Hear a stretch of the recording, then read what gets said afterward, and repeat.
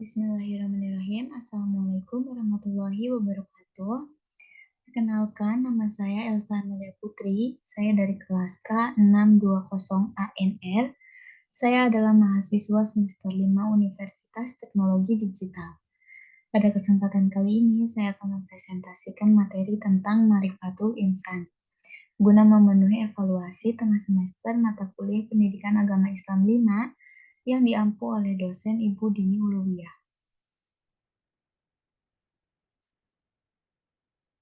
Ma'rifatul Insan.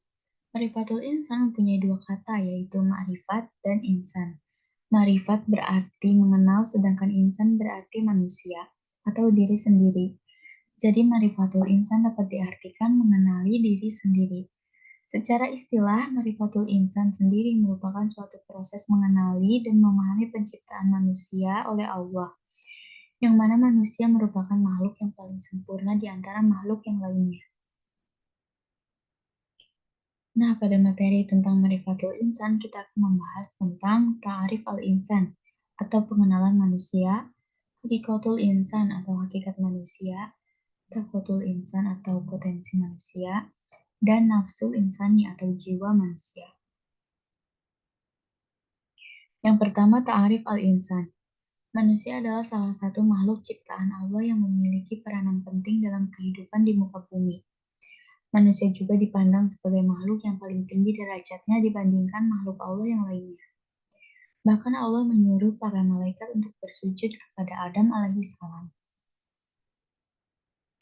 Nah, di pembahasan tentang pengenalan manusia, kita akan mengenal lebih lanjut tentang asal penciptaan manusia, unsur manusia, amanah manusia, dan balasan yang akan diterima oleh manusia. Yang pertama adalah asal penciptaan manusia. Dilihat dari asal penciptaannya, manusia tersusun dari unsur bumi dan unsur langit.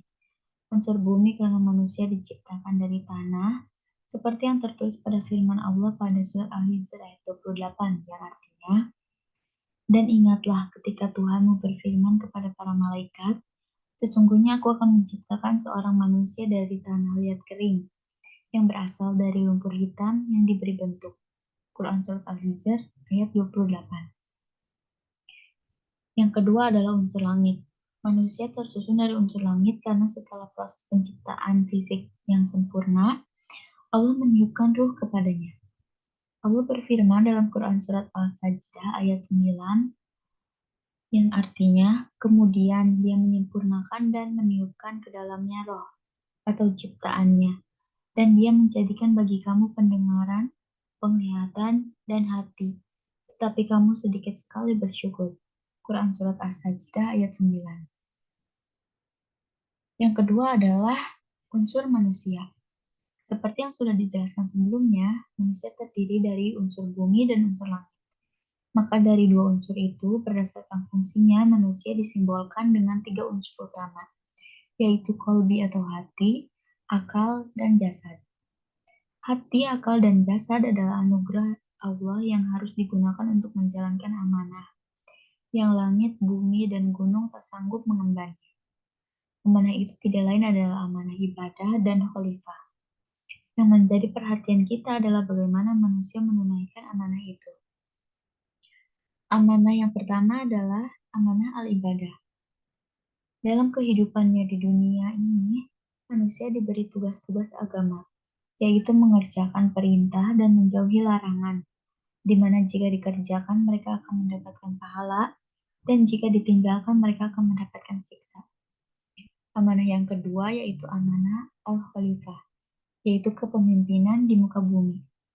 Dijadikan khalifah di muka bumi maknanya adalah menugaskan kepada manusia untuk mengelola bumi dan memberlakukan perintah-perintah Allah Ta'ala di sana.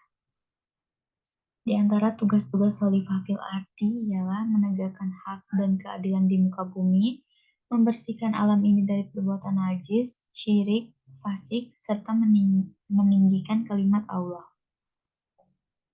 Yang terakhir adalah balasan. Jadi berkenaan dengan dua amanah ini, Allah Ta'ala telah menyiapkan al-jazau atau balasan. Mereka yang telah melakukan amal kebajikan akan memperoleh balasan kebaikan yang setimpal. bahkan pahala yang lebih baik dari apa yang telah mereka kerjakan. Sementara balasan bagi orang-orang yang ingkar kepada perintah-perintah Allah Ta'ala adalah azab yang keras yang setimpal dengan keingkarannya itu. Selanjutnya adalah pembahasan tentang hakikatul insan. Manusia harus bisa memahami hakikat dari diri dan kehidupannya sebagai manusia. Hal ini penting agar manusia itu dapat bertindak adil terhadap diri maupun orang lain dan juga makhluk-makhluk lainnya. Hakikat-hakikat manusia diantaranya, yang pertama sebagai makhluk. Manusia merupakan makhluk ciptaan Allah Ta'ala. Ia diciptakan alal fitrah atau berada di atas fitrah, lemah, bodoh, dan fakir. Yang kedua adalah sebagai yang dimuliakan. Manusia adalah satu-satunya makhluk Allah yang dimuliakan oleh Allah dari makhluk yang lainnya. Di antaranya dengan ditiupkannya ruh, diberikan banyak keistimewaan, ditundukkan alam kepadanya. Yang ketiga adalah dibebani. Manusia adalah makhluk mukallafun atau dibebani, tanggung jawab. Di pembahasan sebelumnya kita telah ulas bahwa manusia diberi amanah, ibadah, dan khalifah oleh Allah Ta'ala. Yang keempat adalah bebas memilih. Manusia adalah makhluk yang mukhayyarun atau diberi pilihan oleh Allah. Apakah memilih al-iman atau al-kufru? Di dalam kehidupan Allah telah menunjukkan dua jalan bagi manusia, baik itu jalan kebajikan maupun jalan kejahatan. Yang terakhir adalah balasan. Setiap perbuatan pasti akan mendapatkan balasan atas apa yang telah diperbuat. Maka hendaklah manusia dapat memilah apa yang akan ia lakukan. Allah telah menyiapkan dua tempat sebagai balasan dari perbuatan manusia, yaitu surga dan neraka. Materi selanjutnya adalah tentang takotul insan. Menurut pandangan Islam, potensi manusia adalah suatu anugerah yang Allah berikan karena Allah menciptakan manusia dalam bentuk yang sangat sempurna. Potensi itu meliputi potensi jasmani atau fisik, rohani atau spiritual, dan akal atau mind. Potensi yang dimiliki manusia yang pertama potensi pendengaran. Pendengaran menurut pandangan perspektif Islam adalah mendengarkan ajaran-ajaran agama Allah yang disampaikan kepadanya oleh Rasul-Rasul Allah. Yang kedua adalah potensi penglihatan. Allah memberikan penglihatan sebagai anugerah, yang dengannya ia dapat melihat, memandang, dan memperhatikan kejadian alam semesta ini. Yang terakhir adalah potensi hati. Menurut Al-Ghazali dan Al-Muhasibi, hati adalah raja yang mengawal semua kegiatan yang berlaku pada roh, nafsu, dan akal. Selanjutnya adalah al-mas'uliyah atau tanggung jawab. Tanggung jawab adalah kesadaran diri manusia terhadap semua tingkah laku dan perbuatan yang disengaja ataupun tidak disengaja. Tanggung jawab harus berasal dari dalam diri, hati, dan kemauan diri sendiri atas kewajiban yang harus dipertanggungjawabkan. Allah berfirman pada surah Az-Zariyat ayat 56, Bismillahirrahmanirrahim, "Wa ma khalaqtul jinna wal insa illa liya'budun." Yang artinya, dan aku tidak menciptakan jin dan manusia melainkan supaya mereka mengabdi kepadaku. Ada dua pilihan manusia saat memikul al-mas'uliyah. Yang pertama adalah al-amanah atau bersikap amanah, dan yang kedua adalah al-hianah atau bersikap hianat. Mereka yang memilih sikap amanah di dunia ini akan dianugerahi kehormatan al-khilafah atau kepemimpinan.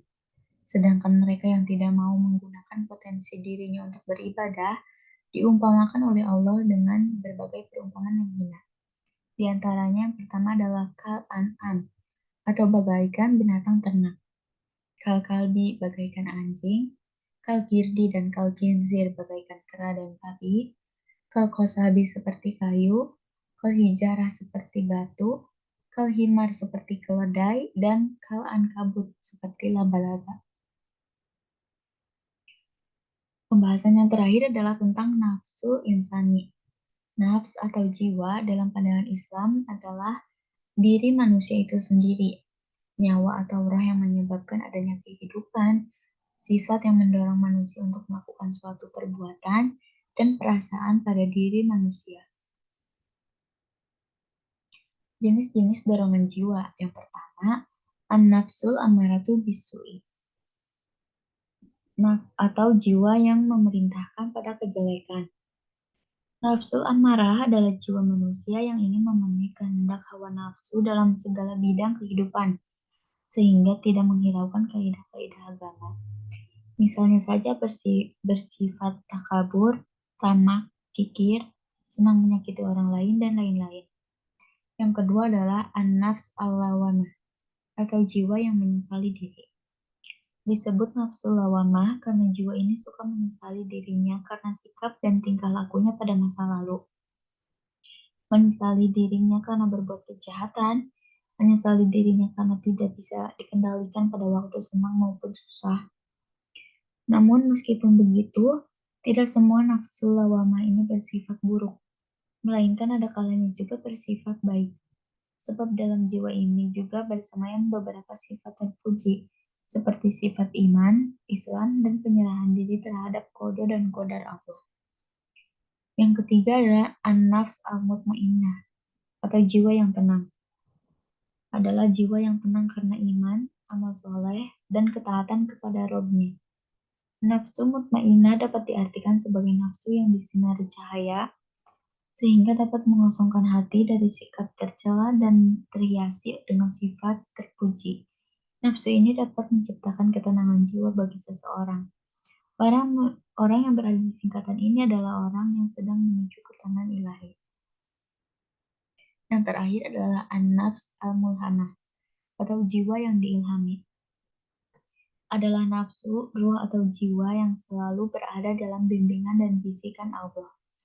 Seluruh gerak-gerik, tingkah laku, dan kehendaknya berada dalam ilham, bimbingan, dan kehendak Allah. Jika melihat urutannya, sebagaimana disebut dalam Al-Quran, nafsu mulhamah berada paling puncak, diikuti oleh nafsu mutmainnah, lawamah, dan yang paling rendah adalah nafsu ammarah. Mungkin cukup sekian presentasi yang dapat saya sampaikan. Semoga kita semua bisa mendapatkan pelajaran. Terima kasih atas perhatiannya. Mohon maaf apabila ada kekurangan ataupun kesalahan. Wabillahi taufiq wal hidayah. Wassalamualaikum warahmatullahi wabarakatuh.